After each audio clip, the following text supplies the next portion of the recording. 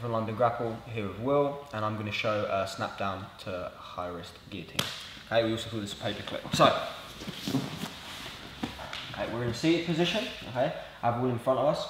He's in a more bent over stance, so I feel like I can get him to snap him down. Okay, if he's much more high, we're going to go to hip heist, which I'll show in the next video. Okay, so from here we've got Will in a lower stance. I'm going to get a collar tie, and my aim here is to get my head just above Will's as I throw him into my opposite hand, okay? Onto my opposite armpit, sorry. So I'm lifting my head and throwing him in the opposite armpit. Okay? I finish now with my head over the shoulder of Will on this side, okay? My goal from here is to get my knuckles above his shoulder line. So what I'm going to do is I'm going to move my head to the opposite shoulder as I shoot my knuckles up. So I move my head to the opposite side as I shoot my knuckles up, okay? Now if anybody's behind Will, they should be able to see my knuckles from here, okay? So with my secondary arm, I'm just going to come over and underneath Will's arm for an overhook. Okay. My aim here, if I can, is to grab my elbow. Okay. This is going to make it as tight as possible and give me a good grip. In some cases, you're going to have shorter limbs, so it might be hard to grab your elbow, or maybe the guy's much more broad and it's hard for me to catch my elbow as well. Okay.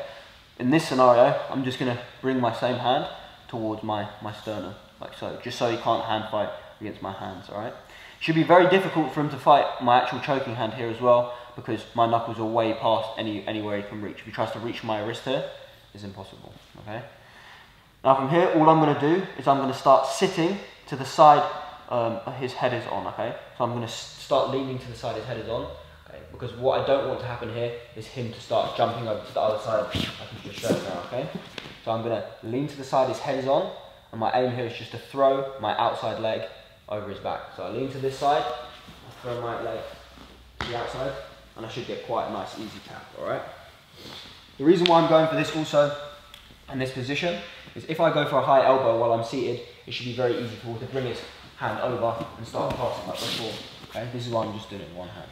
Okay, so one more time, okay, I see Will's bent over, so I'm going to get a collar tie, and I'm going to snap him into my armpit as I raise my head. So I'm raising my head, doing a little pop up as I throw into my armpit. Like so, okay. And now from here, I'm moving my head to the opposite shoulder so my knuckles can come in, like so. As I move my head back, I'm going to put my other hook in, okay. If I can grab my elbow, perfect, otherwise I'm just aiming my thumb towards my sternum, okay. Now I'm going to fall to the side his head is on, as I start throwing my leg over his back, and this should allow me to get quite a tight tap more quickly. Okay. Once more really quick. Okay.